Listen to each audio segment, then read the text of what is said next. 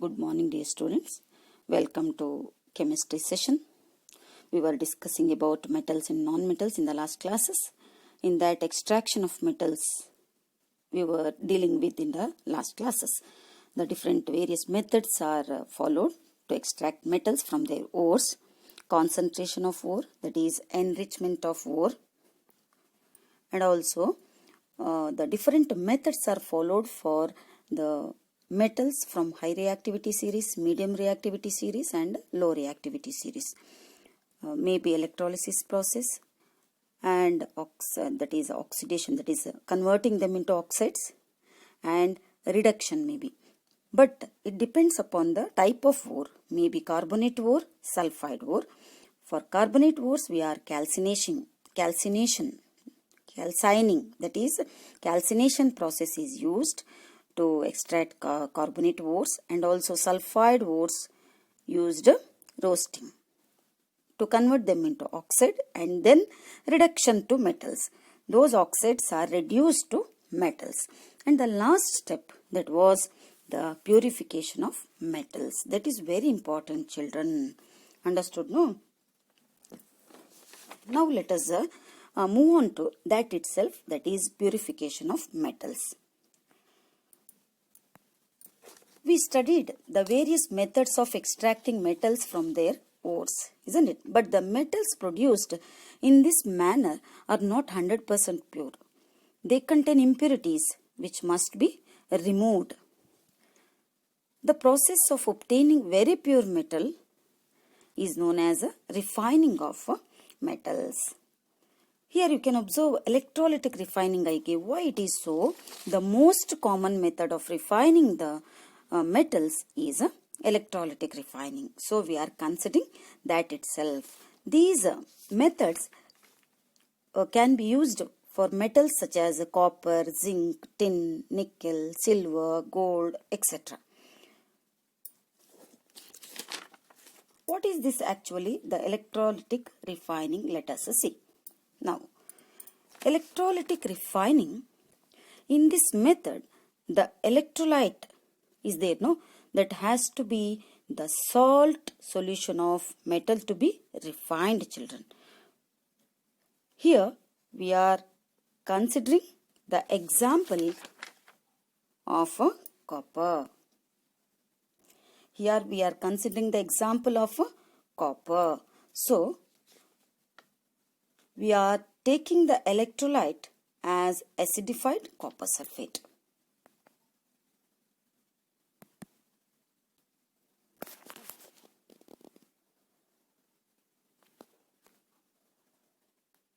Now let us study more about electrolytic refining.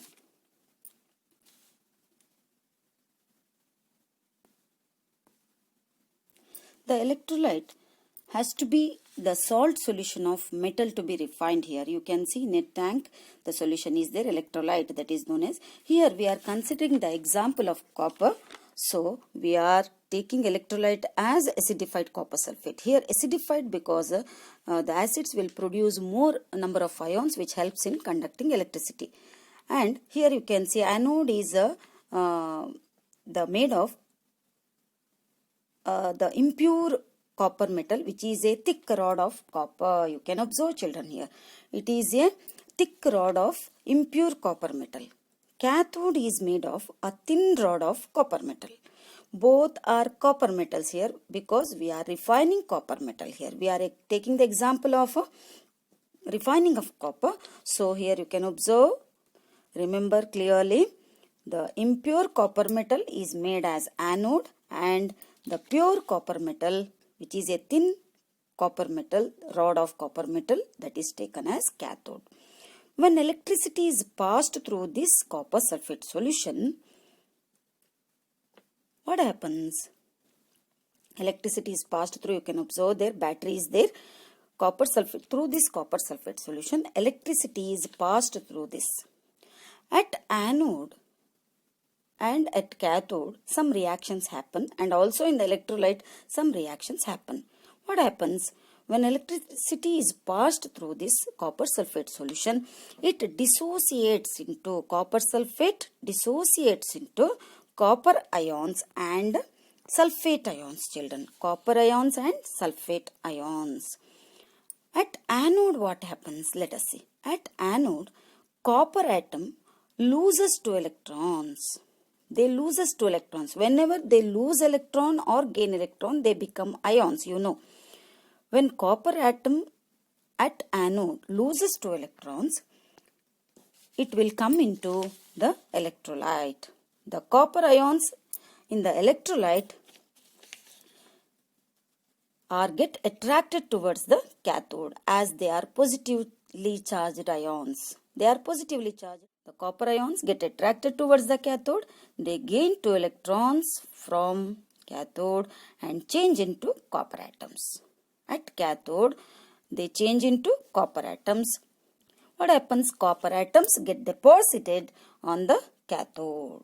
In the beginning, cathode was a thin strip of copper metal, correct? As and when more and more copper atoms get deposited on cathode, it becomes thicker and thicker. As time passes, electricity is continued to pass. What happens? More and more copper is get deposited on the cathode. So that thin rod of copper becomes thicker and thicker. At the same time, what happens at anode? Anode goes on becoming thinner and thinner. They become thinner and thinner because copper ions are getting dissolved in the solution and they are getting attracted towards the cathode, and at cathode they are gaining electrons and they are becoming the atoms, copper atoms, and get deposited on the cathode. So as and when this electrolysis continues, the cathode becomes thicker and thicker. The anode becomes thinner and thinner. Remember, anode becomes thinner and thinner. Cathode becomes thicker and thicker. At cathode, whatever copper collected is a pure metal of copper. And at anode, what happens? Actually, it is impure copper metal, right? The impurities in the anode is deposited below the anode. You can see, children, they get deposited below the anode. You can observe there, below the anode it is getting deposited at the below the anode. That is known as anode mud. That is anode mud, and it is collected below the anode. And at cathode, copper atoms get deposited and it becomes thicker and thicker. That copper metal is pure copper metal that we refined. So in this way we can refine the metals. Not only copper, we can refine zinc, tin, nickel, silver, gold, etc. in this method. This copper, whatever refined, can be used for making electrical wires, utensils, etc. So this is known as electrolytic refining. Hope understood. Isn't it, children? Yes. Children, in the previous lessons, we talked about corrosion, right? In this lesson also, let us study more about the corrosion. The gradual destruction of metals due to the effect of surroundings is known as the corrosion. Due to corrosion of metals, its property degrades. The quality degrades. The common example of corrosion is iron, children. You might have seen brown colored substance appeared on the iron articles. Have you seen? Yes, you might have seen. This is due to corrosion of iron. This is known as rusting of iron, children. This is known as the corrosion of iron articles is known as rusting of iron. Let us know more about it. Iron reacts with the atmospheric moisture and forms easily breakable coating known as rusting. That is rusting of iron, we used to say. That is because of atmospheric moisture. Next, corrosion of copper. Copper reacts with moist carbon dioxide in the air and gradually loses its shiny brown surface and gains a green coating. This green substance is known as copper carbonate, children. Copper carbonate is formed there. Now corrosion of silver. Silver articles become black after some time when exposed to air. This is because it reacts with sulfur in air to form silver sulfide. Corrosion of aluminium also is there. Aluminium reacts with atmospheric oxygen to form aluminium oxide. The thin coating prevents further corrosion of aluminium articles. How we can prevent corrosion? It can be prevented by cutting off the contact between air and the metal. How to cut off contact? Coating metals with paint, oil, grease or varnish which prevents corrosion. We can use this method, but these methods are temporary methods. Temporarily we can prevent corrosion. Another important method is galvanizing. The process of making thin coating of zinc on iron or steel is known as galvanization. Example, iron nails, pins, etc. Shining will be there on its surface. That is the coating of zinc on iron or steel things. Since zinc is more reactive, it is corroded, preventing corrosion of steel or iron articles.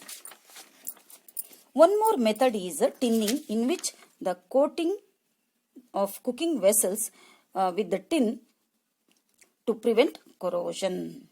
Which are made of, those cooking vessels are made of brass or copper. Those are coated with tin metal to prevent corrosion. Next, one more method is electroplating.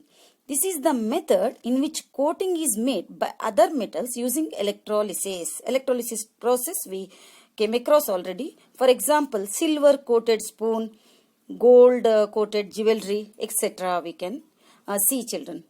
That is gold coated jewelry we are using, isn't it? Another method is anodizing. In this method, the metals like aluminium, copper are coated with the thin layer of their oxides. This prevents further corrosion. One more method is there, children. For this anodizing we understood, that is making the thin layer of oxides. One more method is alloying. The homogeneous mixture of two or more metals or non-metals is known as an alloy, children, isn't it? Alloy will not corrode easily. It will not corrode easily, children, alloys. During alloying, if one of the metals is mercury, then it is known as amalgam. See, children, in an alloy is a mixture of two or more metals or non-metals. That is an alloy, isn't it? We studied already in the lower classes. During alloying, if the metal is mercury, then that compound, that alloy is known as amalgam. Some alloys, if you want to name some alloys, we are using in our day-to-day life, brass articles. Brass decorative items will be there. Puja items will be there made of brass, isn't it? Those are, what is the brass is an alloy. What is the components of brass? Copper and zinc. Brass is made of copper and zinc. Another alloy is there, bronze. Bronze is the mixture of, homogeneous mixture of copper and tin. See, children, bronze medals are used, isn't it? In your sports day, the third prize will be bronze medal, isn't it? That is bronze. Bronze is an alloy of copper and tin.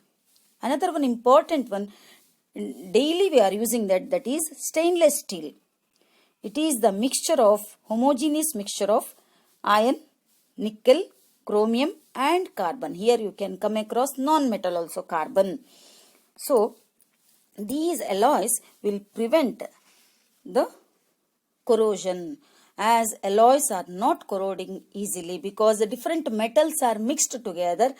So, they are not corroding easily. It is not corroded. Alloys are not corroded easily. Thus, we can prevent corrosion. Some temporary methods are there. Some the permanent methods are also there, children. Okay. There is one wonder in our ancient metallurgy, Indian metallurgy we can see, children. Ancient metallurgy. In that, the iron pillar near the Qutub Minar in Delhi was built more than 1600 years. It is believed to be built 1600 years ago. by the iron workers of India. Indian workers only done that pillar. It is made of iron. They had developed a process which prevented iron from rusting. From 1600 years, it is not corroded, children. It is not getting rusted. For its quality of rust resistance, it has been examined by scientists from all the parts of the world. All the parts of the world, scientists came and examined that pillar, how it is not getting rusted. The iron pillar is 8 meter high and weighs 6 tons. So this is the wonder of ancient Indian metallurgy.